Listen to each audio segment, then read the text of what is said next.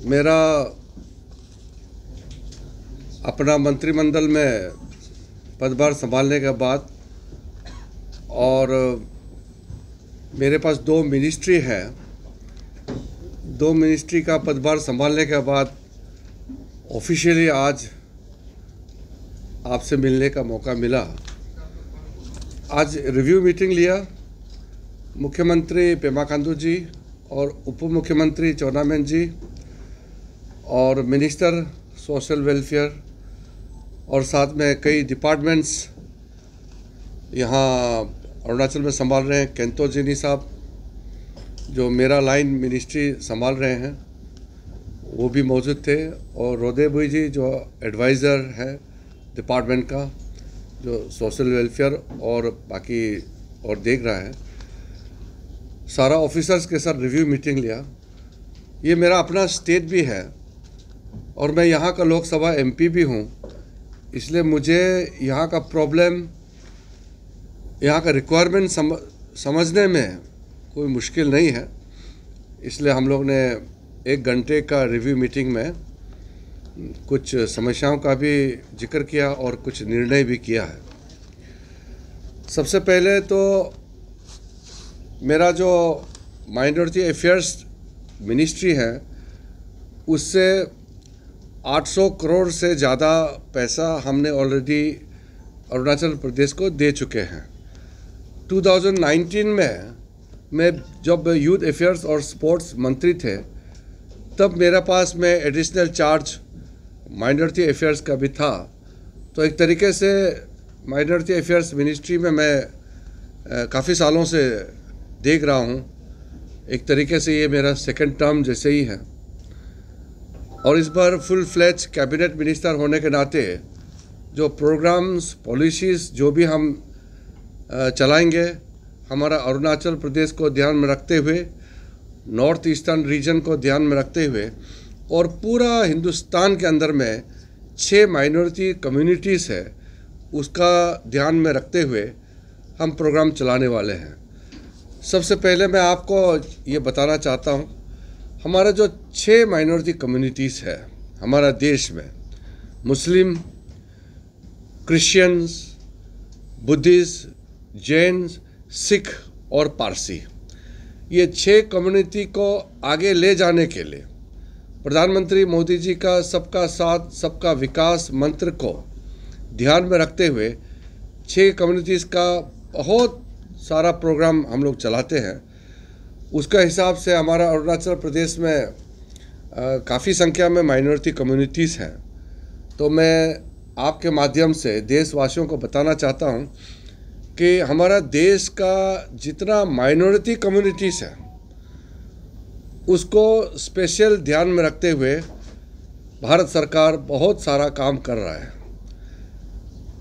कभी कभी गलतफहमी होता है कि हमारा देश में माइनॉरिटीज़ को ठीक से मदद नहीं मिलता है, जबकि मोदी जी प्रधानमंत्री बनने के बाद माइनॉरिटी कम्युनिटीज़ के लिए जितना काम किया है, जितना स्कीम्स चला रहा है, उतना आज तक किसी सरकार ने, किसी प्रधानमंत्री जी ने नहीं किया है। आज मोदी जी के नेतृत्व में इतना सारा काम चल रहा है।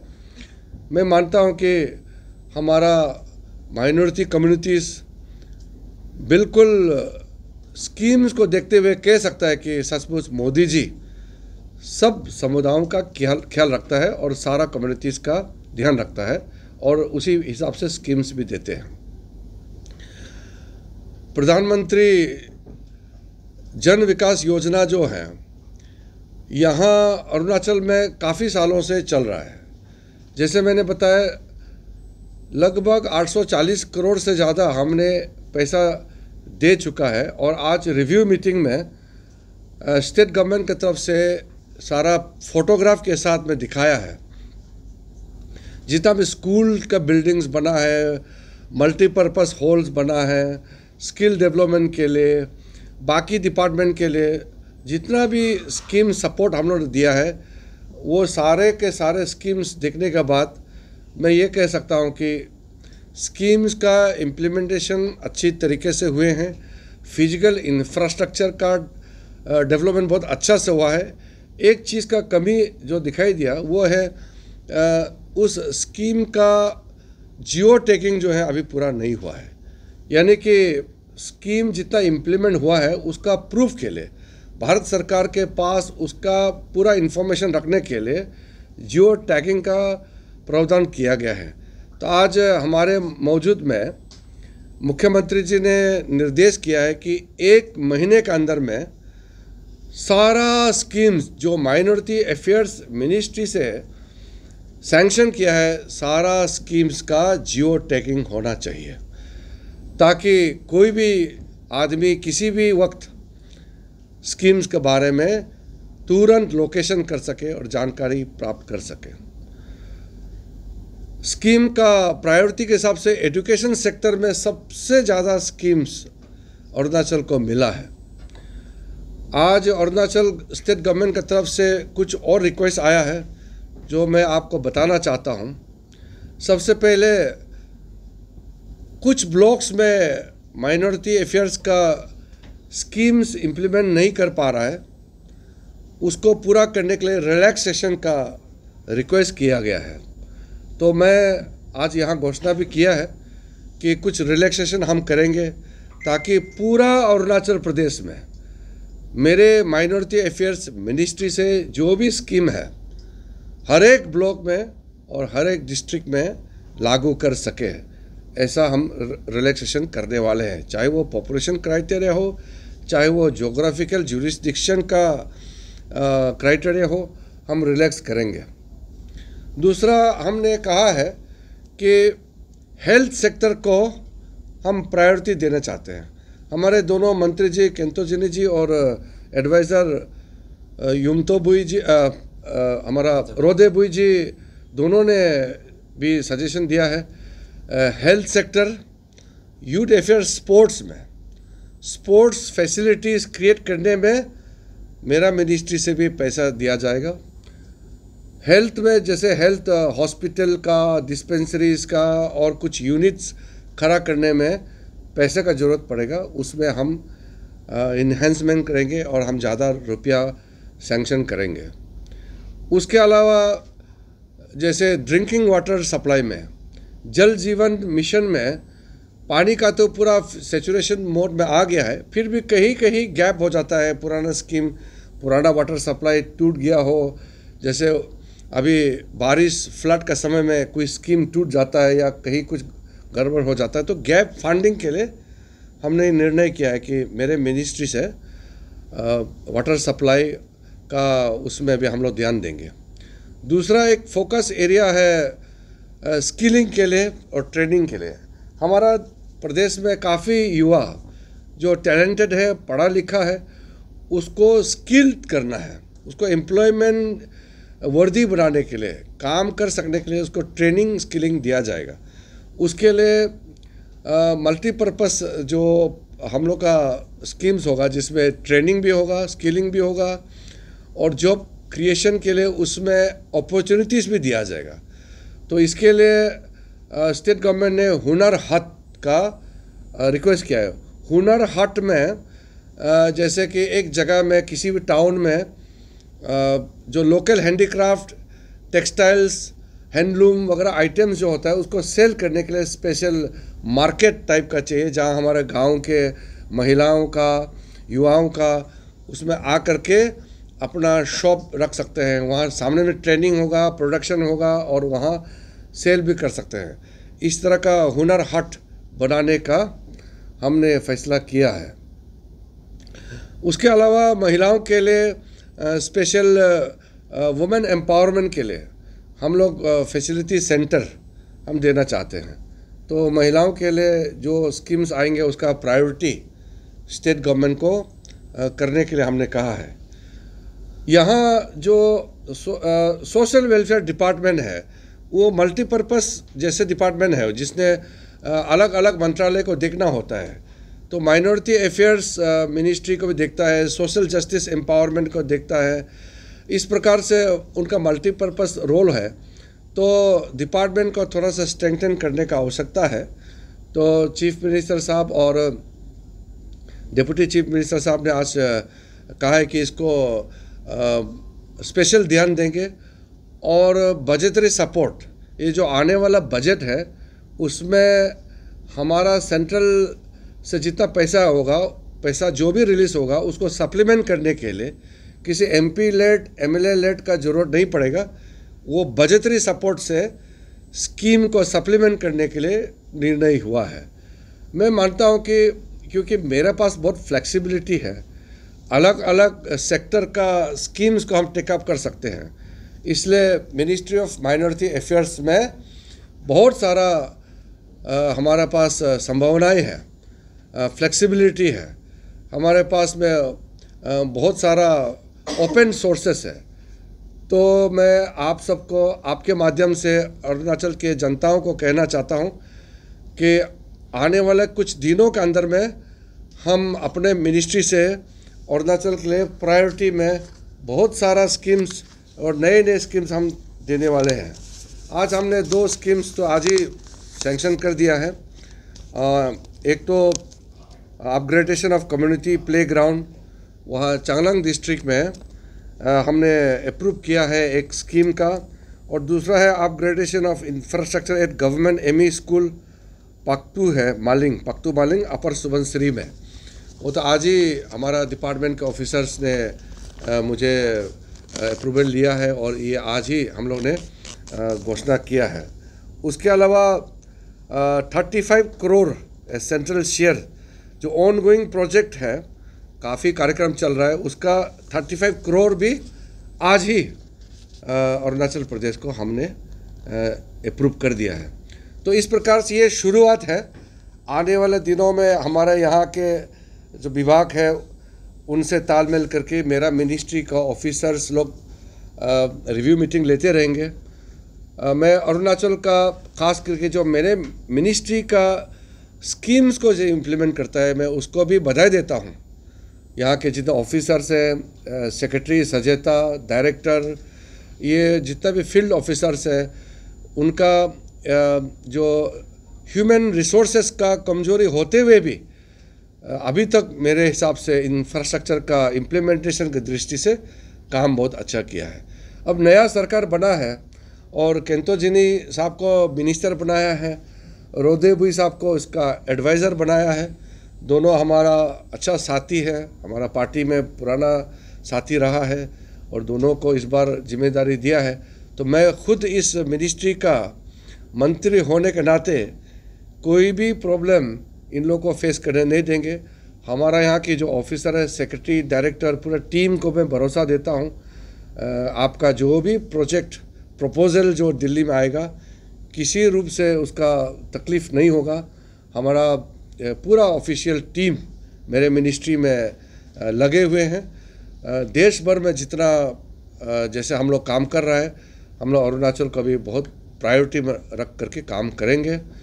मैं चीफ मिनिस्टर साहब को और डिप्टी चीफ मिनिस्टर साहब को मैं बधाई देता हूं, धन्यवाद देता हूं कि हमारे साथ मीटिंग में प्रेजेंस होकर के डिपार्टमेंट का जो प्रोग्रेस है उसका रिव्यू मीटिंग में सब भाग लिया। मुझे बहुत अच्छा लगा। मैं आपका लोकसभा का MP होने के नाते ये भी कहना चाहता हूं कि मेरे मिनिस्ट्री का काम के अलावा पूरा जिम्मेदारी मेरा ऊपर में है और इस देश का एक सीनियर कैबिनेट मिनिस्टर होने के नाते कैबिनेट में अरुणाचल प्रदेश का कोई भी प्रोजेक्ट, कोई भी स्कीम प्रायोरिटी में हमेशा लिया जाता है। प्रधानमंत्री नरेंद्र मोदी जी के नेतृत्व में तीसरी बार जो सरकार बनी है वो अरुणाचल के लिए 2014 से 2024 तक जितना काम हुआ है उसका कई गुना स्पीड से हम लोग आगे काम करेंगे। आपका जानकारी के लिए, आप सबको तो मालूम ही है, जब मैं मंत्री पद संभाला हमारा किसी भी डिस्ट्रिक्ट में एक भी नेशनल हाईवे कनेक्शन नहीं था। हमारा यहाँ रेलवे से कनेक्शन नहीं था, हमारे पास एयरपोर्ट नहीं था, हमारे पास बॉर्डर एरिया में एक भी बॉर्डर तक रोड जाने का पक्का नहीं था। हमारा यहाँ लगभग 70% विलेजेस में इलेक्ट्रिसिटी नहीं था, रोड नहीं था, टेलीफोन मोबाइल कनेक्टिविटी अवेलेबिलिटी नहीं रहा, और अलग अलग डेवलपमेंट का आप पैमाना से देखें तो चाहे वो पानी का सप्लाई हो, चाहे वो मेडिकल फैसिलिटी, बहुत सीमित था। 10 साल के अंदर में अरुणाचल प्रदेश में लगभग अब हर एक डिस्ट्रिक्ट में 4G नेटवर्क टेलीफोन लाइन का फैसिलिटी हम लोग ने कंप्लीट कर चुका है। कुछ गांव और कुछ एरिया में बाकी है जिसका टावर इरेक्शन का काम चल रहा है और नेटवर्क का कमज़ोरी है। वो आने वाले दिनों में हम लोग जितना जल्दी हो सके सबको 4G नेटवर्क का मोबाइल कनेक्टिविटी फैसिलिटी हम लोग कंप्लीट करेंगे। कुछ गांव बाकी है जिसको रोड पहुंचाना है, जिसका बहुत ज्योग्राफिकली बहुत तकलीफ एरिया है। उसका अभी 3 दिन पहले मैंने सारा प्रोजेक्ट दिल्ली में मंगाया है। 3rd फेज़ PMGSY का वो भी बहुत बड़ा प्रोजेक्ट है, बहुत ज़्यादा पैसा उसमें लगेगा। उसका भी अप्रूवल बहुत जल्दी होने वाले हैं। सबसे बड़ा प्रोजेक्ट फ्रंटियर हाईवे का टेंडरिंग प्रोसेस शुरू हो चुका है। मैंने पहले भी अपील किया है कि जितना भी फ्रंटियर हाईवे से छूने वाला गांव है, कॉम्पेंसेशन तो मिलेगा ही, लैंड का कॉम्पेंसेशन मिलेगा, लेकिन पब्लिक का समर्थन चाहिए। लगभग 40,000 करोड़ का फ्रंटियर हाईवे प्रोजेक्ट, कुछ उसमें लिंक प्रोजेक्ट है, कुछ पहले पुराना रास्ता बन चुका है उसका अपग्रेडेशन है, कई टनल भी बनाना होगा। तो इतना बड़ा इंडिया का लार्जेस्ट सिंगल हाईवे प्रोजेक्ट किसी एक राज्य में हुआ है तो ये अरुणाचल प्रदेश के लिए हुआ है। तो इसका बॉर्डर एरिया में ट्रांसफॉर्मेशनल चेंजेस हम लोगों को देखने को मिलेगा। उसके अलावा कुछ और एडवांस लैंडिंग ग्राउंड, कुछ एयरपोर्ट्स का प्रपोजल है, और रेलवे लाइन का जो सर्वे एंड इन्वेस्टिगेशन जो चल रहा है वो बहुत अंतिम दौर पर है, अभी DPR का स्टेज में है। जैसे आलो के लिए, तवांग के लिए, परशुराम कुंड के लिए, ये सारा प्रोजेक्ट भी हम लोग प्रायोरिटी में लेने वाले हैं। इंडो चाइना बॉर्डर रोड्स के तहत काफ़ी बॉर्डर एरिया में जो नेशनल हाईवे से नहीं पहुंच रहा है, ऐसे जगह में भी स्कीम पहुंचने वाले हैं। वाइब्रेंट विलेज के तहत बड़ा बड़ा रोड प्रोजेक्ट से लेकर के छोटा छोटा इंडिविजुअल बेनिफिशियरी रिलेटेड प्रोजेक्ट बड़ी मात्रा में चलने वाला है। और जो आसाम अरुणाचल बाउंड्री में के पास में इंडस्ट्रियल कॉरिडोर का जो प्रोजेक्ट हम लोगों ने सोचा है, उसमें DPR बना रहा है। कई जगह में लैंड का इशू है, कई जगह में फॉरेस्ट का इशू है। इसका भी जल्दी कंप्लीट होने का कगार में है। वो हो जाएगा तो नॉर्थ में फ्रंटियर हाईवे, साउथ में इंडस्ट्रियल कॉरिडोर, बीच में ट्रांस अरुणाचल हाईवे, और रिवर बेसिंग साइड के उस दिशा में जितना भी डिस्ट्रिक्ट हेडक्वार्टर है सबको नेशनल हाईवे से जोड़ा गया है और बाकी जोड़ने जा रहा है। तो अरुणाचल प्रदेश इतना डिफ़िकल्ट स्टेट है, ज्योग्राफी के लिए कम पॉपुलेशन है, कोई इन्वेस्टमेंट की दृष्टि से बहुत ज़्यादा पैसा आता नहीं है, लेकिन भारत सरकार पूरा ताकत के साथ फंडिंग कर रहा है। इसलिए अरुणाचल का भविष्य बहुत अच्छा है। मैं आपके माध्यम से हमारे अरुणाचल के लोगों को पुकारना चाहता हूँ, ख़ास करके युवाओं को, कि आपका एनर्जी डेवलपमेंट में लगाइए। एम्प्लॉयमेंट क्रिएशन हमारे लिए बहुत बड़ा चैलेंज है, वो हमारा प्रायोरिटी रहेगा। चाहे वो टूरिज़्म सेक्टर हो, एग्री हॉर्टी सेक्टर में हो, चाहे वो हमारा स्किल डेवलपमेंट का सेक्टर में हो, हर दृष्टि से हम युवाओं को संपन्न बनाने के लिए, उनको रोज़गार देने के लिए अलग अलग प्रोजेक्ट्स ला रहे हैं। तो बड़ा बड़ा प्रोजेक्ट्स जो लाने जा रहे हैं उसमें पब्लिक का समर्थन चाहिए, जिससे रेवेन्यू जनरेशन होगा, हम लोग का क्वालिटी ऑफ लाइफ में बहुत इजाफा होगा और उससे एम्प्लॉयमेंट क्रिएशन होगा। इन्वायरमेंट हमारे लिए बहुत इम्पोर्टेंट है। हमारा बड़ा डैम बनेगा या छोटा डैम बनेगा, इन्वायरमेंट को ध्यान में रखते हुए लोगों का कल्चर ट्रेडिशन, हमारा ट्राइबल समाज में हम लोगों का आइडेंटिटी, कल्चर और ट्रेडिशन है, इसको ध्यान में रखते हुए जो भी प्रोजेक्ट करना है हम लोग आगे बढ़ाएंगे। लेकिन इन्वायरमेंट और हमारा लोकल आइडेंटिटी कल्चर को प्रोटेक्शन करते हुए। तो पब्लिक का समर्थन चाहिए। आज आप सबका आशीर्वाद से मुझे देश का इतना बड़ा जिम्मेदारी मेरे कंधे पे सौंपा है आदरणीय प्रधानमंत्री मोदी जी ने। तो मैं देश को संभालते समय और अपना मिनिस्ट्री को संभालते समय मेरे दिमाग में हमेशा ये ध्यान में आता है कि मैं अपने प्रदेश के लिए क्या कर सकूं, क्योंकि मैं यहाँ का लोकसभा MP भी हूँ और इतना साल मेरा एक सीनियरिटी के हिसाब से भी काफ़ी एक्सपीरियंस प्राप्त किए हैं। उस दिशा से एक ज़माने में हम लोग मांगने के लिए चिल्ला चिल्ला के दिल्ली में फ़ान मांगते थे। हमारा सिर्फ आवाज़ को देश दुनिया के सामने में रखने के लिए तड़पता था। आज आप ही का MP देश चलाता है, प्रधानमंत्री जी के साथ बैठ करके उसको सहयोग करता है, कैबिनेट में बैठता है। आज पार्लियामेंट्री मिनिस्टर, पार्लियामेंट्री अफेयर्स मंत्री होने के नाते पार्लियामेंट चलाने का इतना बड़ा हमारे कंधे पर जो रिस्पॉन्सिबिलिटी है उसको ध्यान में रखते हुए अपना प्रदेश को आगे ले जाएंगे और आप सबका सहयोग चाहिए। और मैंने देखा है हमारा प्रदेश का जो मीडिया है काफ़ी वाइब्रेंट हो गया है। हमारा काफ़ी युवा, काफ़ी टैलेंटेड लोग जर्नलिज्म में, मीडिया के क्षेत्र में उभर के आए हैं। आपका वेलफेयर के लिए भी हम लोग सोचेंगे। हमारा मुख्यमंत्री जी से भी बात करके आप लोगों का ध्यान हम लोग कैसे रखना है, हम सबको सोचना है। मेरा एक ही एडवाइस है, क्वालिटी जर्नलिज्म होना बहुत ज़रूरी है। सिर्फ हेडलाइन के लिए एक बाइट्स देने से वो सिर्फ उससे नहीं होगा। आप लोगों को थोड़ा अंदर तक जाना होगा। इशू, इंटरव्यू, अच्छा प्रोजेक्ट के बारे में स्टडी कीजिए और अपना परफेक्शन लीजिए कि कोई मीडिया चैनल एजुकेशन सेक्टर में परफेक्शन करता है, कोई मीडिया चैनल वेलफेयर क्षेत्र में, कोई हेल्थ के क्षेत्र में, कोई सोशल कल्चरल इंटरटेनमेंट, और कोई चैनल तो सिर्फ इंटरटेनमेंट का भी होता है।